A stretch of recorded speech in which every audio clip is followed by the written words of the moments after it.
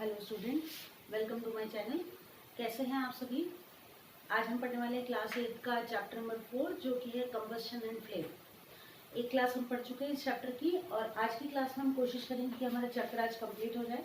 काफ़ी important chapter जिसमें से कई सारे क्वेश्चन एग्जाम्स में पूछे जाते हैं। क्लास के बाद इस चैप्टर के इंपॉर्टेंट क्वेश्चन भी मैं आपको नोट करवा दूंगी। तो चलिए पहले एक बार थोड़ा सा चैप्टर को रिकॉल कर लेते हैं कि हमने कंबस्शन के बारे में पढ़ा था। कंबस्शन का मतलब है किसी भी चीज़ का जलना in the presence of oxygen, याद है। तो कंबस्शन हमने पढ़ा था, साथ ही साथ हमने ये पढ़ा था कि किस तरह हम ये सिद्ध कर सकते हैं कि कंबस्शन के लिए ऑक्सीजन या एयर का होना ज़रूरी है। और हमने ये देखा था कि वो मोमबत्ती वाला प्रयोग हमने करके देखा था कि उसके ऊपर ग्लास को उल्टा रख देते हैं तो मोमबत्ती बुझ जाती है, ग्लास के अंदर मोमबत्ती को रख के कार्डबोर्ड से ढक देते हैं तो भी मोमबत्ती बुझ जाती है। लेकिन कोई दो पतली स्ट्रिप्स के ऊपर ग्लास को जब हम रख देते हैं तो उसके बीच में से एयर चली जाती है और मोमबत्ती हमारी जलती रहती है। ये हमने पढ़ा था। साथ ही साथ हमने इस चैप्टर में इन्फ्लेमेबल सब्सटेंसेस के बारे में पढ़ा था जो कि जिनका इग्निशन टेम्परेचर काफ़ी कम होता है और फटाफट से आग पकड़ लेते हैं। साथ ही साथ हमने फायर एक्सटिंग्विशर के बारे में पढ़ा था और ये भी जाना था कि जब आग लगती है तो इलेक्ट्रिसिटी से लगने वाली जो आग होती है उसको बुझाने के लिए तो पानी का प्रयोग करते हैं, लेकिन तेल या पेट्रोल से लगने वाली जो आग है उसको बुझाने के लिए पानी का प्रयोग नहीं किया जाता। और उसके पीछे जो रीज़न था वो मैंने आपको बताया था कि तेल जो होता है वो पानी से हल्का होता है। जब हम तेल से लगी आग को बुझाने के लिए पानी का यूज़ करते हैं तो because oil is lighter than water, तो वो क्या करता है कि पानी की सरफेस के ऊपर आ जाता है, पानी भारी होने के कारण नीचे चला जाता है, आग बुझती नहीं और पानी के ऊपर वो तेल जो सरफेस पे तैर रहा है वो आग को और ज़्यादा बढ़ाता है। अब यहाँ तक जब हमने चैप्टर पढ़ लिया था तो अगला जो हमारा टॉपिक चैप्टर में आता है, अब स्टार्ट करते हैं, that is types of combustion. यानी कि जो दहन है ना, दहन और ज्वाला जो चैप्टर हम पढ़ रहे हैं, तो दहन जो है ये कितने प्रकार का होता है। ठीक है, तो देखिए पहला जो दहन का प्रकार है वो है रैपिड कंबस्शन। रैपिड जानते हो, रैपिड फास्ट एकदम, है ना। तो ऐसी चीजें जिनका कि इग्निशन टेम्परेचर काफी कम हो, जिनको आग मतलब बस दिखाते ही वो जल जाए, वो उस तरह का जो जलना होता है वो क्या कहलाता है, रैपिड कंबस्शन। जैसे कि पेट्रोल है, डीजल है ना। तो ये जो कंबस्शन होता है उसको कहते हैं rapid combustion. When a substance burns very quickly, producing heat and light, is known as rapid combustion। आ रही बात समझ में कि जब कोई सब्सटेंस बहुत तीव्र गति से जलता है, ठीक है, वेरी क्विकली या रैपिडली, और produce heat and light, this type of combustion is known as rapid combustion. Example आप लिखना चाहो इसका तो आप इसका एग्जाम्पल लिख सकते हो, पेट्रोल लिख लो, डीजल लिख लो, कुछ भी लिख लो, गैसेस लिख लो, कुछ गैसेस होती हैं वो भी जल जाती हैं। इसे कहते हैं रैपिड कंबस्शन। अगला है spontaneous.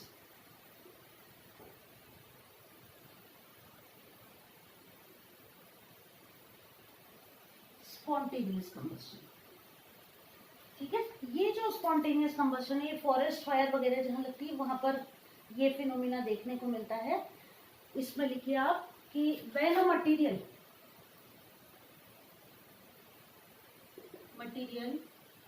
burns rapidly when a material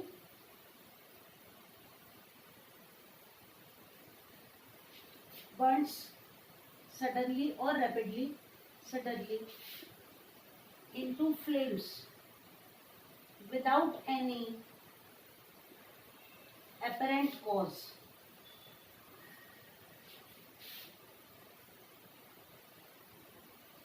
this is known as spontaneous combustion। इसका एग्जांपल मैं आपको बताऊं, देखो स्पॉन्टेनियस का मतलब होता है लगातार, है ना। तो ये जो कंबस्शन का टाइप है इसमें क्या होगा कि पदार्थ लगातार धीरे धीरे जल रहा है और अचानक से फ्लेम्स उत्पन्न हो जाती है। जैसे कि राख होती है, राख है ना, उसमें धीरे धीरे धीरे धीरे हमें पता नहीं चलता कि घर में इसके अंदर आग है, और अचानक से अगर उसके पास कोई ज्वलनशील चीज, कोई पेपर या कुछ आ जाए तो उसमें अचानक से आग लग जाती है। ऐसे ही क्या होता है कि मान लीजिए कि कुछ लोग पिकनिक वगैरह के लिए फॉरेस्ट में जाते हैं और वहां पर कोइंसिडेंटली उनसे कोई, मान लीजिए कि कोई स्मोक कर रहा है तो कोई माचिस की तीली जलती हुई छूट जाए, या उन्होंने कैंप फायर किया हो तो वहां पर कोई जलती हुई लकड़ी उनसे छूट जाए, या ऐसी लगती हुई लकड़ी छूट जाए, तो क्या होगा, धीरे धीरे धीरे धीरे वो 1 से 2, 2 से 4 पत्तियों में, उनमें धीरे धीरे धीरे धीरे वो आग लगती रहती है, और अचानक से वो आग एक विकराल रूप ले लेती है, जिसको कि हम फॉरेस्ट फायर के नाम से जानते हैं। तो when a material Burns rapidly into flames without any apparent cause, अब हमने इसको जलाया नहीं है, कोई पेट्रोल नहीं डाला या कोई और तेज हवा नहीं दी, लेकिन फिर भी आग लग जाती है, जिसे कहते हैं स्पॉन्टेनियस कंबस्शन। तो स्पॉन्टेनियस लगातार हो रहा है काफी लंबे टाइम से। रैपिड कंबस्शन में क्या होगा, जैसे ही आपने उसको तीली दिखाई, आग दिखाई, वैसे ही वो बहुत तेज जलने लग जाता है। जैसे सोडियम मेटल होती है ना, सोडियम मेटल क्या होती है कि वातावरण में अगर हम उसको रख देते हैं, आपने पढ़ा होगा कि सोडियम मेटल को हमेशा किस में रखा जाता है, केरोसिन में डुबो के रखा जाता है। क्यों रखा जाता है, अगर ऐसा नहीं होगा तो कमरे में रखे रखे एयर के कांटेक्ट में आते ही वो अचानक से आग पकड़ लेती है, तो वो क्या कहलाएगा, रैपिड, अचानक एकदम से आग पकड़ लेती है, that is known as rapid combustion. तो ये हो गए कंबस्शन की टाइप। एक और टाइप है कंबस्शन का जिसको कहा जाता है एक्सप्लोजन। एक्सप्लोजन हिंदी में आप इसको क्या कहोगे, विस्फोट। हाँ, तो हम बात कर रहे थे किसकी, एक्सप्लोजन की। एक्सप्लोजन क्या है, एक्सप्लोजन में क्या होगा, इसको हिंदी में विस्फोट कहते हैं। तो एक्सप्लोजन का एग्जांपल आपको पता ही है, पटाखे जलाते हो आप लोग। तो एक्सप्लोजन में क्या है कि when the materials come in contact, material को हम क्या फायर क्रैकर लिख सकते हैं, है ना। तो when the fire cracker comes in contact with light और हीट, ठीक, तो it generates heat, light and big amount of energy, ठीक है ना। हीट हो गई और लाइट हो गई, और क्या होगा, साउंड, ये 3 चीज उत्पन्न होंगी। तो when the firecracker comes in contact with fire or a flame, it generates high amount of heat, light and sound, and this type of combustion is known as explosion। इसे क्या कहा जाएगा, इसको explosion कहा जाएगा। और अब हम पढ़ते हैं हमारा अगला topic, that is flame. Flame के बारे में पढ़ेंगे, इंपॉर्टेंट टॉपिक है कि फ्लेम जो है ना, इससे रिलेटेड डायग्राम भी आपसे पूछा जाता है, मैं नोट कराती जाऊंगी। बुक को जो है अपने साथ में रखना, और एग्जाम की तैयारी के हिसाब से हम पहले साथ के साथ नोट करते जाएंगे कि फ्लेम क्या है। तो देखो, फ्लेम है ना, फ्लेम आपने देखा है कि हम अलग अलग चीजों को जलाते हैं। कभी आपने ध्यान दिया है कि हमारी जो एलपीजी गैस का सिलेंडर होता है ना, इसको जब हम नया नया लगाते हैं तो जब चेक करते हैं ना, तो ये देखते हैं कि ब्लू फ्लेम के साथ जल रहा है या नहीं जल रहा। कभी आपने नोटिस किया हो घर पर, या वो जो आता है ना हमारे घर पे सिलेंडर देने के लिए, तो वो भी यही कहता है कि वो जलाकर अगर हमें चेक करवाता है तो ब्लू फ्लेम है, इसका मतलब इट इज करेक्टली बर्निंग, है ना, कोई लीकेज नहीं है और एकदम सही से सिलेंडर हमारा फिट। कभी और अब आप ये ध्यान देना कि जब हमारा सिलेंडर खत्म होने वाला होता है ना, तो रेड फ्लेम उत्पन्न होती है। रेड फ्लेम के साथ जो गैस है ना, वो जलने लग जाती है, अगर कभी आपने नोटिस किया हो तो ऐसा क्यों होता है, फ्लेम के कलर से क्या पता चल रहा है। तो देखिए, फ्लेम जो होती है ना, साथ ही साथ देखो एक चीज और बताओ मेरे को कि एक तो आपने जलाया लकड़ी को, ठीक है, दूसरा आपने जलाया कोयले को, तो क्या बताओ कि दोनों में से एक जैसी फ्लेम निकल रही है, ठीक है, नहीं निकल रही ना, क्योंकि लकड़ी को जब आप जला रहे हो तो ज्वाला उत्पन्न हो रही है, लेकिन कोयले को जलाने पर ज्वाला उत्पन्न नहीं होती है। साथ ही साथ कलर की अगर हम बात करते हैं तो देखो, ये आप मोमबत्ती जला रहे हो जैसे, ठीक है, ये इसकी विक है, ठीक है, ये फ्लेम उत्पन्न होती है, अगर आपने नोट किया हो, है ना। आप देखो इसके अंदर क्या होता है, यहाँ पर आप देखना ब्लैक ब्लैक सा दिखाई देता है, ये होता है इसका इनर मोस्ट जोन, ये होता है इसका मिडिल जोन, और ये होता है इसका outer most zone.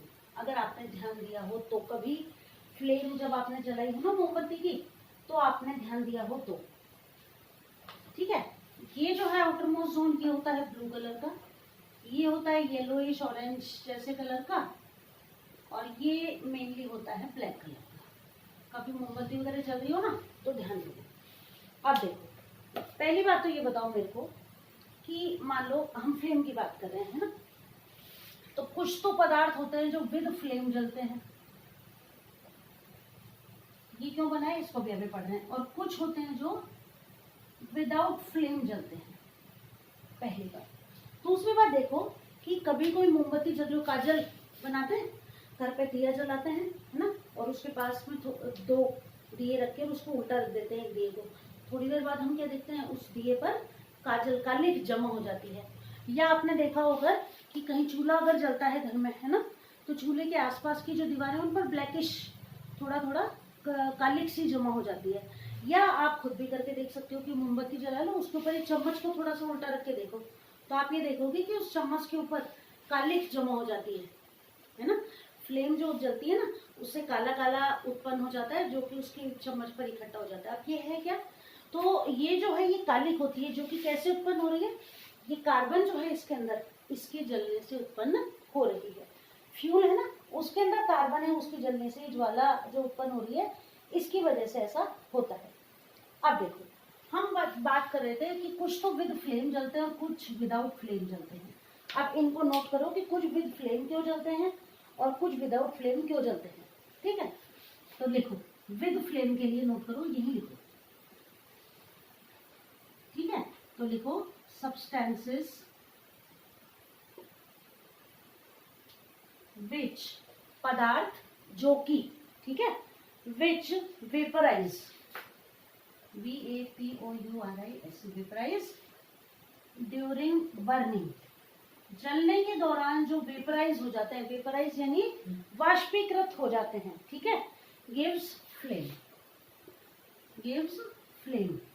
Example note करो इनके एग्जाम्पल हो जाएंगे हमारे लिए केरोसिन ऑयल, वुड और कैंडल, होते हैं 3 एग्जाम्पल। तो ये देखो समझ में आ गया कि वो पदार्थ जो जलने पर वाष्पीकृत हो जाते हैं वो क्या देते हैं, फ्लेम देते हैं, ठीक है। और जो वाष्पीकृत नहीं होंगे, है ना, वो क्या होंगे, अब विदाउट फ्लेम अगर होगा तो क्या होगा कि substances which do not vaporise during burning are during burning do not give flame। Example note करो, इसका याद आ गया, चारकोल, चारकोल यानी कोयला। तो देखो कोयले की और लकड़ी के जलने में अंतर है, पता है आपको, इसलिए ये क्या होगा, ज्वाला को उत्पन्न नहीं करेगा।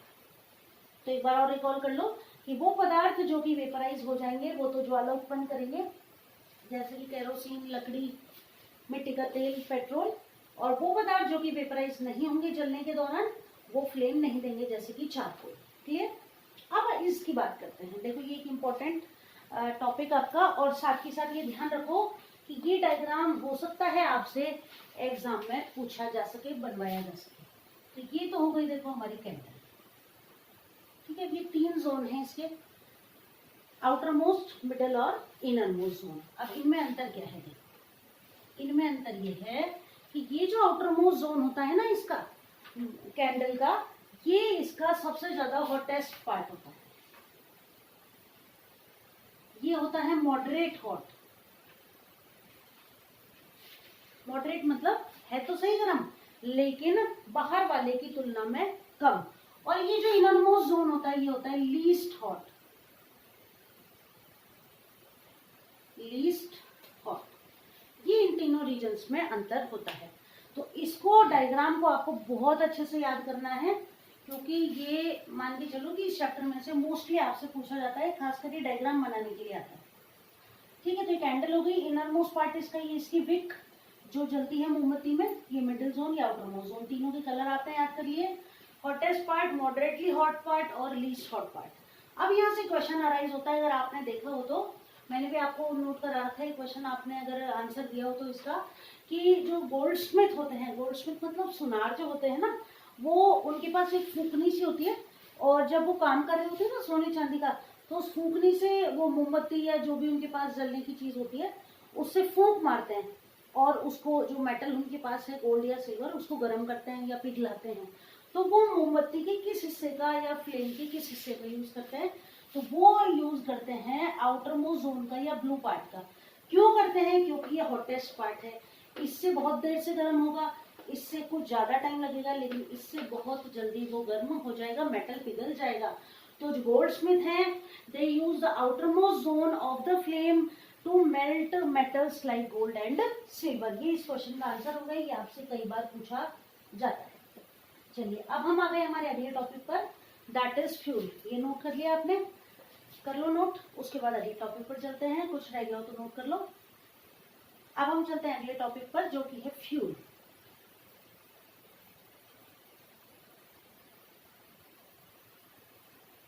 चलिए आ जाते हैं हम अपने अगले टॉपिक पर। चैप्टर हमारा ऑलमोस्ट कंप्लीट हो चुका है। चैप्टर की लास्ट टॉपिक की हम बात कर रहे हैं जो कि है फ्यूल। देखो फ्यूल हमने चैप्टर के शुरू में भी पढ़ा था, कई तरह के फ्यूल होते हैं, सॉलिड, लिक्विड और गैस भी होते हैं। फ्यूल क्या है? Substance which give heat and light on burning, है ना? ऑन बर्निंग, जलने पर हमें हीट भी दे रहा है, हीट दे रहा है जिससे हम खाना बना रहे हैं, गाड़ी को चला रहे हैं, कोई भी काम में ले रहे हैं, और हीट और लाइट दोनों इससे हमें मोस्टली मिल रही है। ये फ्यूल कहलाता है। अब फ्यूल में आ गए हमारे petrol, diesel, kerosene, would, charcoal, LPG और सीएनजी कहीं ना कहीं हमारे जीवन को सरल बना रहे हैं और ईंधन के रूप में काम में आ रहे हैं, जिसे क्या कहेंगे हम कहेंगे इनको फ्यूल। अब फ्यूल, एक अच्छा फ्यूल जो है, गुड फ्यूल, उसमें क्या गुण होने चाहिए? देखो सबसे पहली बात तो चीप यानी सस्ता होना चाहिए, है ना? अगर सस्ता नहीं है तो दिक्कत हो जाएगी। पहली चीज, इट शुड बी चीप, पहली बात। दूसरा, easily available,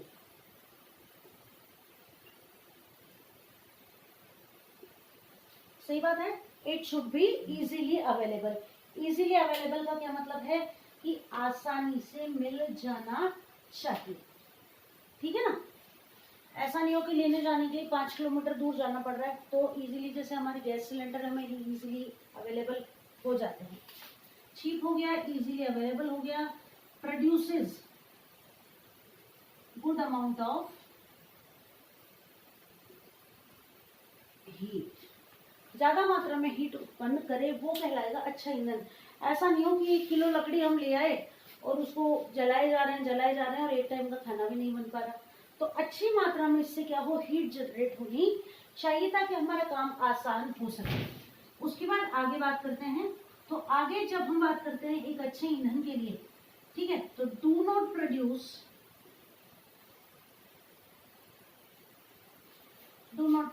any undesirable products, जैसे कि चूल्हे के अंदर, चूल्हे में जब हम ईंधन को जलाते हैं, लकड़ी वगैरह को, तो राख उत्पन्न होती है, काली हो जाती है, दीवारें काली हो जाती हैं, और जो खाना बना रहा है उसकी हालत खराब हो जाती है, आंखों में जलन होती है, सांस लेने में तकलीफ होती है, साथ ही साथ राख उत्पन्न हो जाती है, गंदगी उत्पन्न होती है। तो ऐसा ईंधन होना चाहिए जिससे कोई अनडिजायरेबल प्रोडक्ट मतलब राख या गंदगी उत्पन्न ना हो। ये मुख्य रूप से गुण होने चाहिए किसके अंदर, किसी अच्छे ईंधन के अंदर, ठीक है। लेकिन कोई भी ऐसा फ्यूल नहीं है जो कि आइडियल फ्यूल हो। आइडियल मतलब आदर्श। आदर्श क्यों?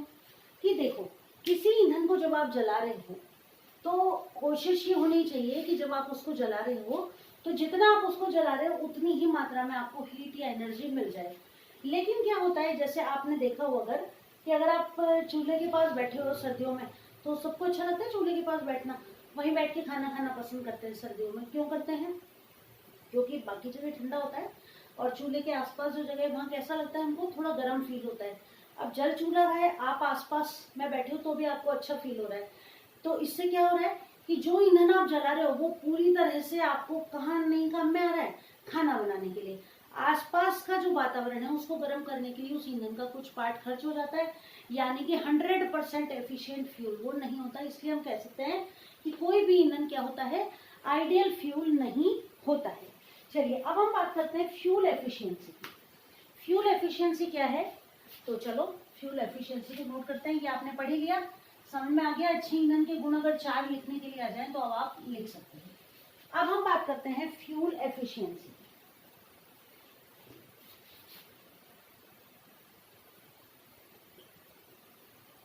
फ्यूल एफिशिएंसी क्या है, फ्यूल एफिशिएंसी उसको नोट करते हैं।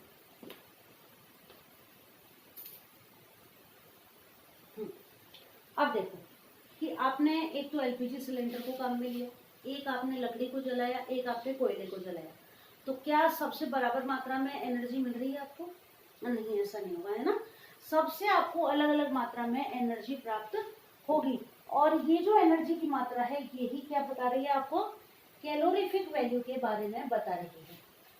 तो क्या है देखो, फ्यूल एफिशिएंसी क्या है कि वो ईंधन जो कम मात्रा में जले और ज्यादा मात्रा में एनर्जी उत्पन्न करे वो उसकी फ्यूल एफिशिएंसी है। यानी कि ये तो हो कम, ईंधन तो हो कम और उससे एनर्जी मिले हमें ज्यादा, वो क्या कहलाती है, फ्यूल एफिशिएंसी। और फ्यूल एफिशिएंसी जो है ये डिपेंड करती है किस पर, कैलोरीफिक वैल्यू पर। अब क्या है ये कैलोरीफिक वैल्यू, इसको हम नोट करते हैं कि कैलोरीफिक वैल्यू क्या होती है। तो नोट करो कि the amount of heat,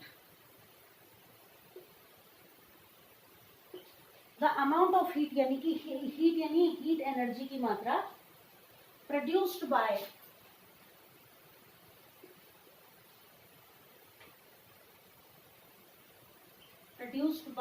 complete combustion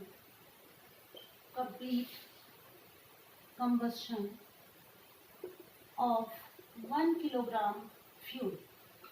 1 kilogram fuel को जलाने पर उसके कंप्लीट कंबस्शन पर जितनी एनर्जी मिल रही है 1 kg fuel is called its calorific value.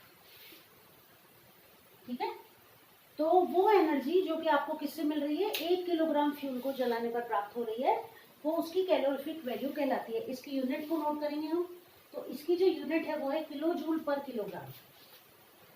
इसको हम डिनोट करते हैं किलो जूल पर किलोग्राम। ठीक है, ये क्वेश्चंस मैं आपको अवेलेबल कराती हूँ, अगर आपने सॉल्व किए हो तो उनको सॉल्व किया करो, ताकि आपको भी पता चले कि आपने जो चैप्टर पढ़ा है वो अच्छे से आपका तैयार हुआ है या नहीं हुआ है। इसको ऐसे भी लिख सकते हो आप, किलो जूल पर किलोग्राम। ठीक है, ये इसकी यूनिट होगी, इंपॉर्टेंट क्वेश्चन है, वो आ सकता है। अब देखो, तो कैलोरीफिक वैल्यू क्या होगा, जैसे एलपीजी की ज्यादा होगी, सीएनजी की ज्यादा होगी in comparison to cow dung and other fuels like charcoal, है ना। कोयले की, गोबर के उपले की कैलोरीफिक वैल्यू कम होगी, 1 किलोग्राम फ्यूल से कम एनर्जी उत्पन्न होगी, जबकि सीएनजी और एलपीजी से ज्यादा मात्रा में एनर्जी या हीट एनर्जी जनरेट होगी, जिसकी की कैलोरीफिक वैल्यू ज्यादा हो जाएगी। नोट कर लिया, amount of heat produced by complete combustion of 1 kilogram fuel is known as calorific value and the unit for calorific value is kilo joule per kilogram. Note हो गया। अब हम आ गए हमारे चैप्टर के लास्ट टॉपिक पर, जो कि है कि ये जो फ्यूल्स है ना, इनके जलने से हमें कोई नुकसान तो नहीं है, या कोई फायदा है तो वो भी देख लेते हैं, और अगर नुकसान है तो वो भी देख लेते हैं। तो harmful effects of fuel combustion, last topic, harmful effects of fuel combustion. एक एक करके हम इनकी स्टडी कर लेते हैं कि इनसे, भाई फ्यूल जलाना तो जरूरी है, लेकिन क्या क्या नुकसान हो रहे हैं उसको जानने में पहले।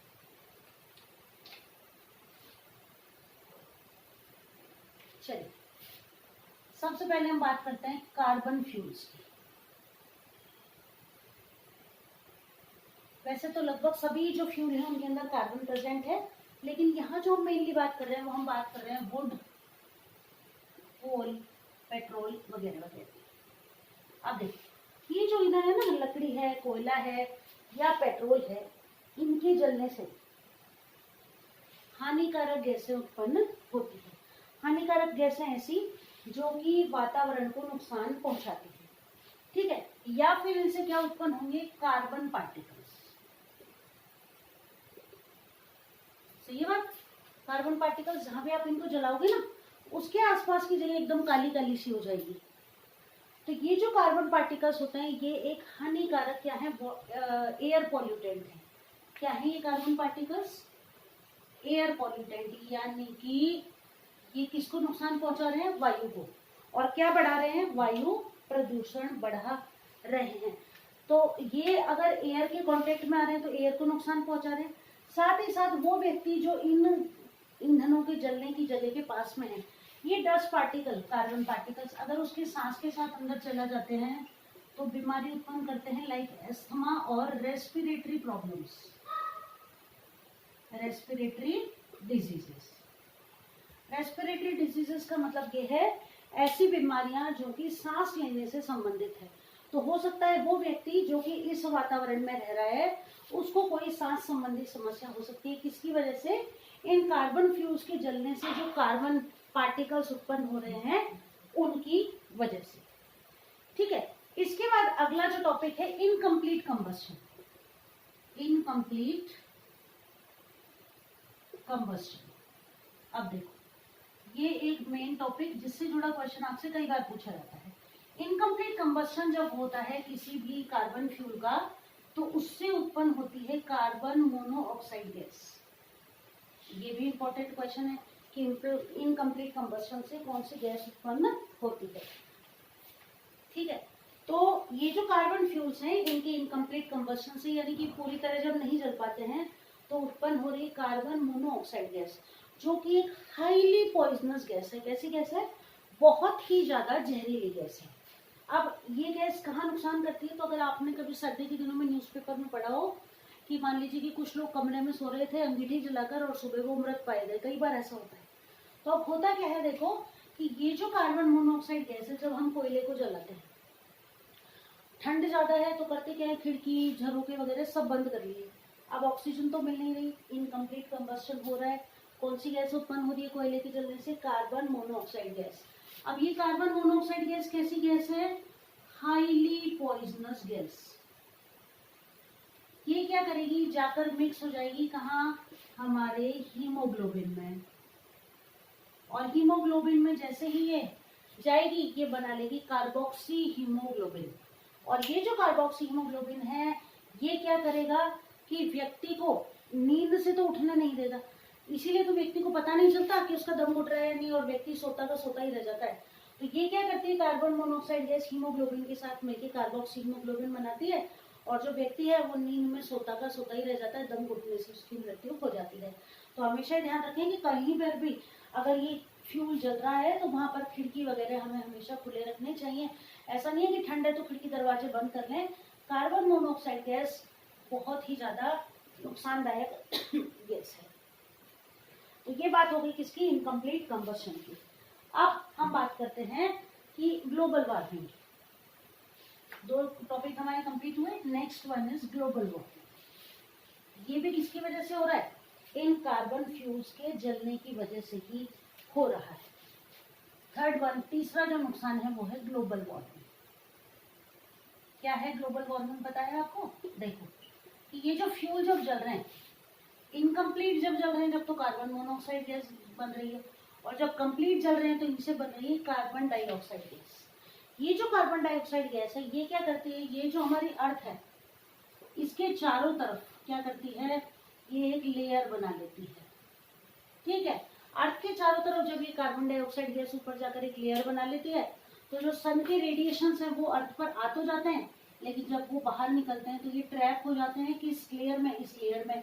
और जिसकी वजह से ये जो एरिया है, ठीक है, अर्थ के आसपास का, इसमें क्या हो रहा है, लगातार इसका तापमान बढ़ रहा है, that is known as global warming. तो ग्लोबल वार्मिंग के लिए भी ये ईंधन जो जल रहे हैं ये ही जिम्मेदार हैं। इसलिए हमें कोशिश क्या करनी चाहिए कि ऐसे फ्यूल जो कि वातावरण को प्रदूषित कर रहे हैं उनको कम से कम जलाना चाहिए।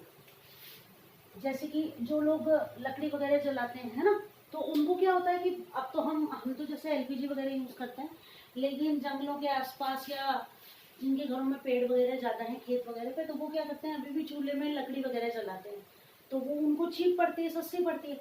लेकिन ना उसमें नुकसान किसका हो रहा है, वातावरण का नुकसान हो रहा है, घर के आसपास के एरिया का नुकसान हो रहा है, अभी कालिक जमा हो रही है, और वो व्यक्ति जो कि खाना बना रहा है उसको बहुत ही ज़्यादा नुकसान हो रहा है।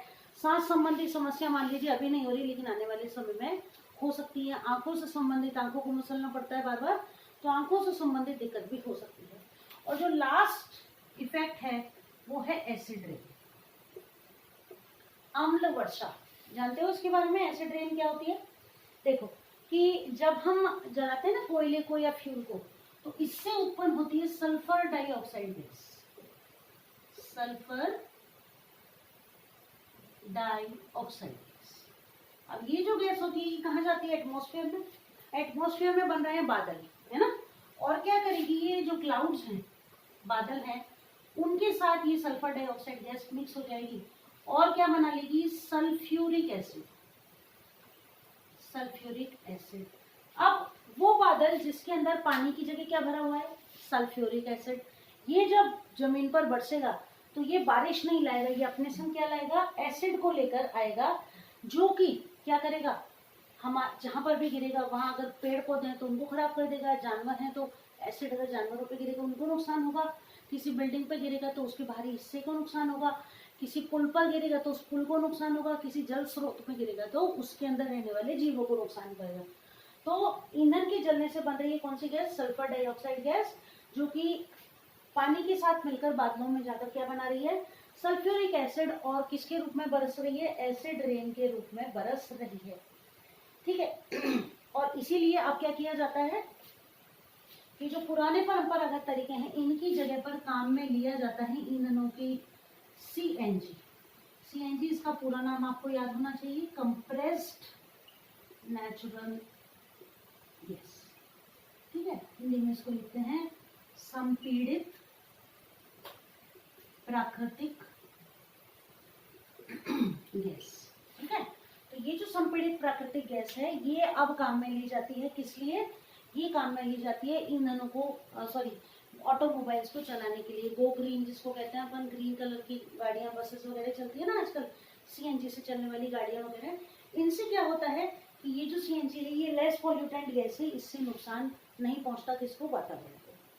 तो आई होप चैप्टर आपको अच्छे से समझ में आ गया होगा। एकदम इजीएस्ट वे में हमने इस चैप्टर को कंप्लीट कर दिया है, और ये जो चैप्टर है इसके इंपॉर्टेंट क्वेश्चंस आपको नोट करा दिए हैं, और जो इंपॉर्टेंट क्वेश्चंस हैं वो मैं आपको और अवेलेबल करा दूंगी, रील या आपको टॉपिक वाइज मिल जाएंगे क्वेश्चंस।